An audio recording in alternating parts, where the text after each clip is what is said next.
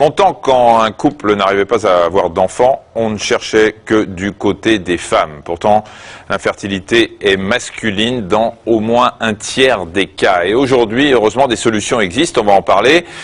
Pour les hommes, cette situation est bien sûr souvent très difficile à accepter. Alors avant de voir ça avec nos invités, un rappel anatomique. Oui, c'est souvent la qualité du sperme qui est responsable de cette infertilité.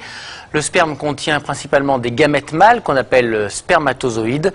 Ils sont produits dans des cellules spécialisées. On va regarder, on a grossi ici sur cette image. Voilà, une petite partie du testicule que vous retrouvez là, voilà, et qu'on a encore regrossi ici. Les petites cellules spécialisées dont je vous parlais, ce sont celles-ci. Elles qui permettent de fabriquer les spermatozoïdes. Une fois produits, ils passent dans ces petits tubes ici, là, et que vous voyez aussi partout là. Voilà, je vais enlever un peu du vert, ça va être plus joli.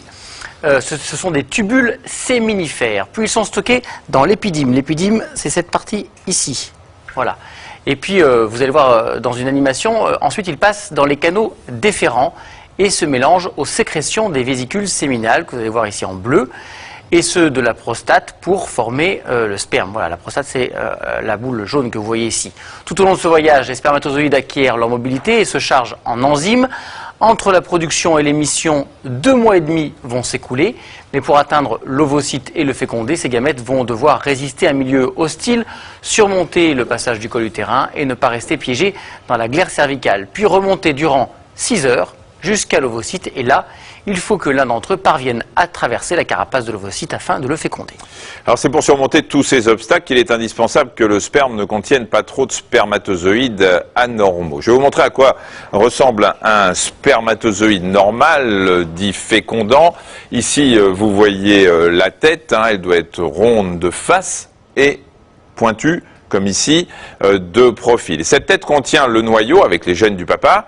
Et puis ici, vous voyez là, ça s'est grossi bien sûr, voilà la tête. Et ici, c'est l'acrosome. C'est un capuchon céphalique qui contient des enzymes qui vont faciliter la pénétration du spermatozoïde dans l'ovule. Et puis, on va retourner là-bas, ce que vous voyez là, cette longue queue, eh bien c'est ce qu'on appelle le flagelle, qui va permettre au spermatozoïde de se déplacer. Il doit être assez long, entre 10 et 100 micromètres de long. Alors, ce n'est pas tout.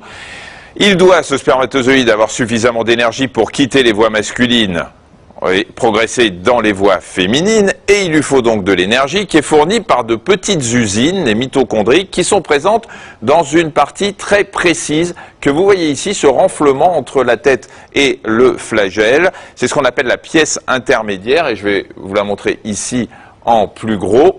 Voilà, alors malheureusement, il y a toujours de la casse quand on produit des spermatozoïdes et il peut y avoir plusieurs types d'anomalies, on va vous montrer ça. Alors ici, il y a plein de spermatozoïdes qui sont incapables d'aller féconder, soit parce qu'ils ont une tête anormale. Vous voyez par exemple ici, celui-là, il a une tête trop fine, celui-là également, ou celui-là qui a 2 flagelles et qui ne va pas savoir où aller. On va vous montrer ça sur une autre photo d'un spermatozoïde. Vous comprenez que celui-là, ça ressemble plus à un poulpe qu'à un spermatozoïde. Pas facile d'aller voir, d'aller rencontrer la dame. Il y a un autre spermatozoïde, vous allez le voir ici.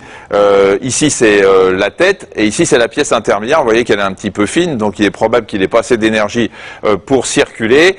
Et puis, on va avoir celui-là. Celui-là, il a essayé de rentrer dans l'ovocyte, mais la porte était fermée manifestement. Il s'est éclaté la tête. Et donc, celui-là non plus ne pourra pas aller féconder maman. Oui, il était anormal avant d'essayer de rentrer dans la... j'étais pas là, moi. Ouais, on montre la photo, je sais pas si c'est avant ou après. Alors, on ne parle d'infertilité que quand la quantité de spermatozoïdes de forme typique est insuffisante pour permettre une fécondation, d'autant plus si la production de spermatozoïdes est insuffisante. Sachez que la norme est autour de 20 millions de spermatozoïdes par millilitre de sperme.